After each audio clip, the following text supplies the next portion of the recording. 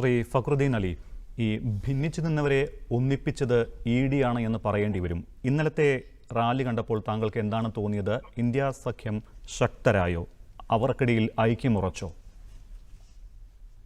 അല്ല, അതില് ആദ്യമായിട്ട് തോന്നിയത് ഇവര് തമ്മിൽ ഇപ്പൊ ഒരു വ്യക്തത വന്നു എന്നുള്ളതാണ്. കാരണം അതുവരെ ഇന്ത്യ സഖ്യത്തിൽ ആര് എങ്ങനെയാന്നൊക്കെയുള്ള സംശയം ഉണ്ടായിരുന്നു. ഇപ്പൊ ഈ അവസാന നിമിഷത്തിലേക്ക് വന്നത് ആരൊക്കെ സഖ്യത്തിലുണ്ട്, ആരൊക്കെ സപ്പോർട്ടീവാണ് എന്നതിനെ പറ്റി ഒരു വ്യക്തത വന്നു. ആരൊക്കെ പുറത്തു പോകുന്ന കാര്യത്തെ പറ്റി നമുക്കൊരു കൃത്യമായ ഒരു ധാരണയുണ്ടായി. അപ്പൊ ഇവിടെ വ്യക്തത ഉണ്ടായി എന്നുള്ളതാണ് ഇതിന്റെ ഏറ്റവും വലിയ ഒരു ഘട്ടം. പിന്നെ രാംലീല മൈതാനത്തൊക്കെ കണ്ട് ചിരിക്കുന്നുണ്ടാവും. കാരണം പണ്ട് ഇങ്ങനെ തന്നെയാണ് ഇവന്മാരെല്ലാരും ഇന്ദിരാഗാന്ധിക്കെതിരെ അവിടെ നിന്നിട്ട് എന്തൊക്കെ പ്രക്ഷോഭങ്ങളായിരുന്നു. എന്താണ് പിന്നെ ഇന്ദിരാഗാന്ധി ഗരീബി ഹഠാവെന്ന് ഇവര് ഇന്ദിരാ ഹഠാവെന്ന് പറയും. ഇന്ദിരാഗാന്ധി എന്തൊക്കെ കൊണ്ടുവന്നാലും അതൊക്കെ കണ്ണുടച്ചിട്ടു. അപ്പൊ അവരെ അന്നത്തെ ഒരു വ്യക്തിയിലേക്ക് എല്ലാവരും കേന്ദ്രീകരിക്കുകയാണ്.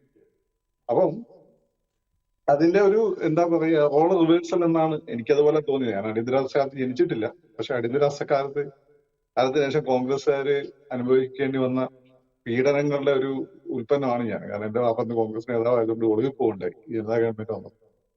അപ്പം ഇനിവന്മാര് ബലവാൻ രാഷ്ട്രീയം അറിയാലോ, ഈ കൊല്ലാനായിരുന്നു തീരുമാനം. അങ്ങനെ ഒളിവിൽ പോയപ്പോഴാണ് എന്റെ ഉമ്മ കണ്ടതും അവർ കല്യാണം കഴിച്ചതും അങ്ങനെ ഞാൻ ഉണ്ടായത്. പക്ഷെ അതുകൊണ്ട് തന്നെ എന്റെ കുട്ടിക്കാലത്ത് ഞാൻ കേട്ട കഥകളെല്ലാം അടിയന്തരാവസ്ഥയായിട്ട് ബന്ധപ്പെട്ട കഥകളാണ്. അപ്പൊ അടിയന്തരാവസ്ഥ കഥ സംബന്ധിച്ച് വ്യത്യസ്തമായിട്ടുള്ള അഭിപ്രായങ്ങളുണ്ട്. പലരും പല അഭിപ്രായങ്ങൾ തുറന്നു പറയാൻ പഠിക്കാം. പക്ഷെ എനിക്കൊരു അക്കാദമിഷനെ പലരും തുറന്നു പറയാൻ ബുദ്ധിമുട്ടൊന്നുമില്ല, വേണമെങ്കിൽ തുറന്നു പറയുകയും ചെയ്യും.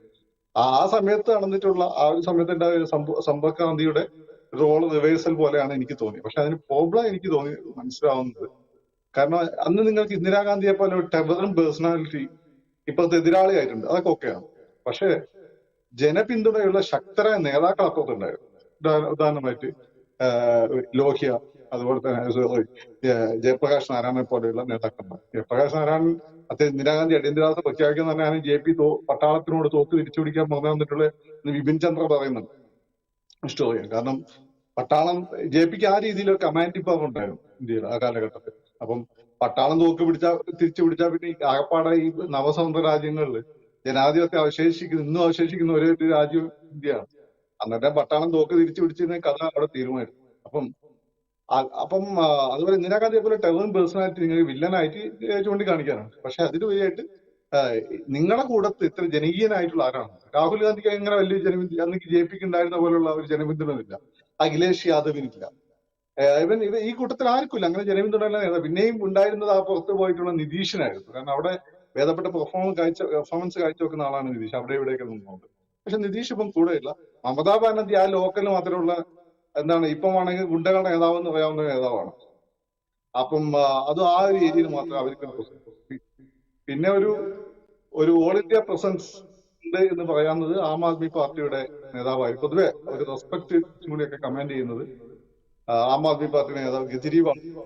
പക്ഷെ അദ്ദേഹത്തിനെതിരെ വന്നിട്ടുള്ള ആരോപണം എന്ന് വെച്ചാൽ അദ്ദേഹത്തെ എന്തിന്റെ പുറത്താണ് അദ്ദേഹം റെസ്പെക്ട് കമാൻഡ് ചെയ്തുകൊണ്ടിരുന്നത്, അതിനെതിരെ തന്നെയാണ് ആരോപണം.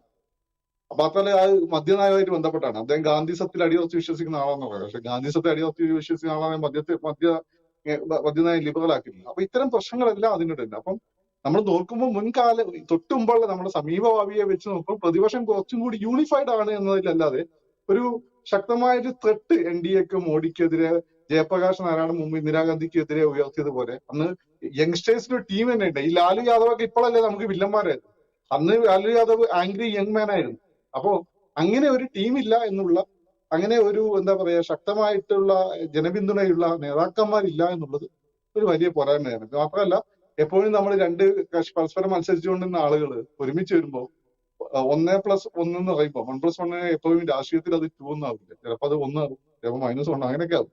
അപ്പൊ അത് ആ രീതിയിൽ തന്നെ വോട്ട് ട്രാൻസ്ഫർ ചെയ്യണമെന്നില്ല. പക്ഷെ എങ്കിൽ പോലും ഈ രാഹുകാലത്ത് എന്താ പറയാ കുറച്ചൊക്കെ ഈ പ്രതിപക്ഷത്തിന് ആശ്വാസം നൽകുന്ന ഒരു പെർഫോമൻസ് ആയിരുന്നു ഇന്നലെ, അങ്ങനെ പറയാൻ പറ്റും.